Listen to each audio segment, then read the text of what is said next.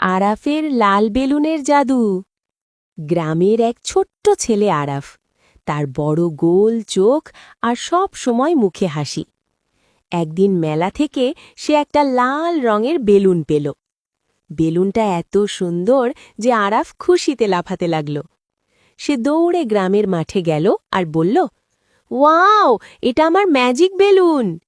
তার খরগোশ বন্ধু এসে বলল, আরাফ, আমাকেও খেলতে দাও না। কিন্তু আরাফ মুখ বাঁকিয়ে বলল, না, এটা শুধু আমার, আমি কাউকে দেব না। ঠিক তখনই হঠাৎ করে জোরে বাতাস বইতে শুরু করল। আরাফের হাত থেকে বেলুনটা ছুটে আকাশে উড়ে গেল। আরাফ চিৎকার করে বলল, আরে না, আমার বেলুন! সে মাটিতে বসে কাটতে জাগল। তখন টিয়া পাখি উড়ে এসে বলল, তুমি যদি সবার সাথে খেলতে দিতে তাহলে সবাই মিলে বেলুনটা ধরতে পারতে। আরাফ চুপ করে রইল। সে বুঝতে পারল সে ভুল করেছে। ঠিক তখনই খরগোশ বন্ধু লাফ দিয়ে বেলুনটা ধরে ফেলল। সবাই খুব খুশি হল।